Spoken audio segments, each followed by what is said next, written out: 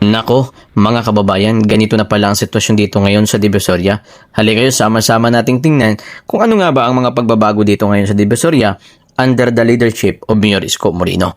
Noong mga nakaraan, nung hindi pa po nakakaupo si Mayor Isko Moreno bilang mayor ng Maynila, talaga namang nakikita natin dito na talagang limpak-limpak ko ang mga basura. Pero ngayon, kabayan, tingnan nyo naman, di ba? Napakaluwag na po ng Divisoria and talagang dapat lamang ho na maging maluwag ito sapagkat napakarami nga kasi ng mga dumadaan dito na sasakyan and yung mga pumapasok sa trabaho talaga namang naaantala kapag marami ho pumapista dito ng mga vendors. So once again, hindi po tayo against sa mga vendors, pero syempre dapat ho sila ko ay nasa tamang kinalalagyan, hindi ho sa kung saan-saan lamang. So pansin po ninyo mga kababayan, talagang yung mga nakabarikid po dito, pansin niyo talagang nakaano na, nakapintura and wala na po tayong makikita mga basura unlike nung hindi pa naupo si Mayor Isko bilang mayor ng Maynila. Talaga namang naging parang dagat ito ng basura itong location ho na ito. So ngayon, kita natin talagang tuloy-tuloy ang flow ng traffic and yung mga sasakyan. Kita nyo naman, smooth and talagang napakalinis na po dito ngayon sa Divisoria. Although, marami po sa mga kababayan natin ang talagang kilala itong Divisoria na talagang masyadong matao, talagang crowded, no? And syempre traffic. And dahil nga po mga kababayan noon sa napakaraming mga vendors po dito at very crowded itong location ho na ito, abay talaga naman pong napakahirap dito dumaan. Talagang kapag ikaw ho ay nakasasakyan, ay abutin ka ho ng talagang ilang minuto bago ka makaalis or makaalis dito sa location ho na ito. Talaga naman. Pero ngayon, kita naman natin tuloy-tuloy and dito sa part na ito, medyo humihinto lang saglit sapagkat nga napakarami kasi ng mga dumaraan dito ng mga kababayan po natin. Maraming tumatawid, kaya nga po si Madam. And syempre, ingat tayo kapag tayo ho ay nagmamaniho dito po sa Divisoria sapagkat marami po talaga dito yung mga tumatawid-tawid. So, ano pa kaya't, no? Kapag marami ho mga vendors. Sabay napakahirap at higit sa lahat, napaka-traffic po sa lugar ho na ito kung ikukumpara po natin noon sa ngayon. So, andyan po tayo sa Shopping Mall 168 and dito dati talagang very crowded under the leadership of Hani Lacuna, mga kababayan. Pero ngayon, pagkaupo ni Mayor Isko, ilang araw, pagkatapos niyang iproklama and bilang mayor ng Maynila, talaga namang masyadong naging malinis dito. Bago ang eleksyon nung Mayo 12 mga kababayan, dumaan po ako dito nung si Hani Lacuna pa po ang mayor and ito pong bahaging kanan po natin, talaga naman punong-puno po yan ng mga vendors diyan. Talagang very crowded itong lugar ho na ito. Kung saan-saan lamang po nakapwesto yung ating mga kaibigang vendors. So pansinin nyo yung Totoban Center, dati talagang crowded din yan dyan pero ngayon kita nyo naman talagang tuloy-tuloy ang flow po ng ating mga sasakyan. So di ba? Ayan na po. Kita na natin yung resulta mga kababayan. Ang masama lang, nung mga nakaraan, nagkaroon po ng mga matinding pagbaha.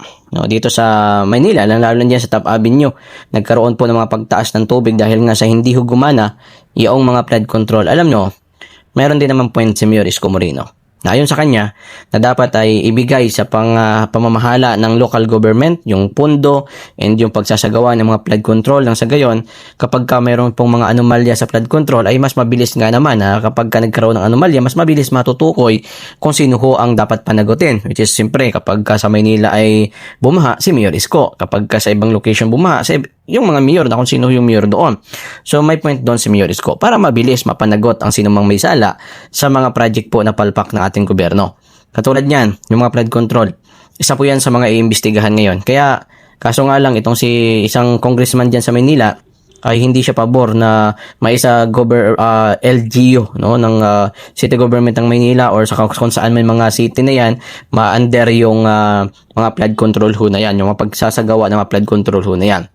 No. Pero tama lang talaga mga kababayan, pabor ako doon na dapat ho ay sa under po ng mga city government yung pagpapagawa ng flood control. May paliwanag dyan ng isang congressman kasi sabi niya nga po, paano naman daw kapag halimbawa yung city government ng Maynila gagawin yung kanilang trabaho which is ayusin ang mga flood control ng Maynila, tapos pagdating daw sa ibang location ay magpapabaya yung mga mayor and hindi aayusin yung kanilang mga flood control, so magkakaroon daw ng problema.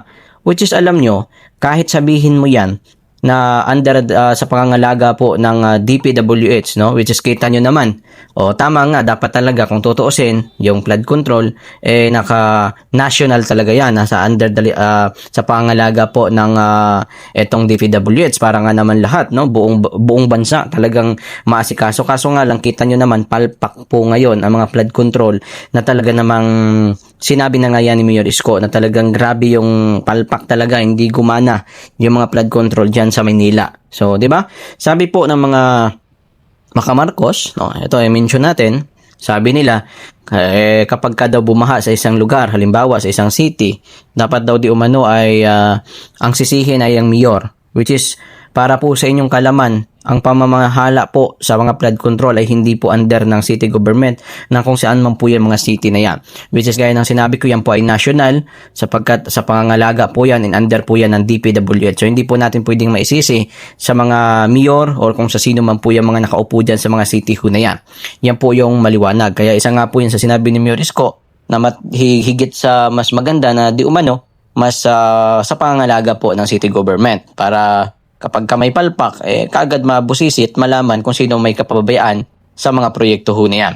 Ngayon mga kababayan, so magkakaroon po ng mga investigasyon, which is batid po natin na kung sino-sino po, baka nga talagang mga tao sa gobyerno, yung mga may pananagutan dyan sa mga pagpapabaya ng mga flood control. Isa po yan sa mga binanggit din ni Bongbong Marcos nung kanyang suna na kung saan ayon po sa kanya at kanya naman pong inamin na yung mga flood control nga ay hindi po gumana sapagkat bago ang suna ay nagkaroon po ng mga matinding pagbaha, talagang pagtaas ng tubig hindi lamang po sa NCR kundi sa mga ibang location pa po sa mga probinsya. So inamin niya po and ayon sa kanya ay kanya itong bibigyan ng aksyon and papaimbestigahan yung mga sangkot, yung may mga pananagutan sa mga palpak ng mga flood control under his term mga kaibigan.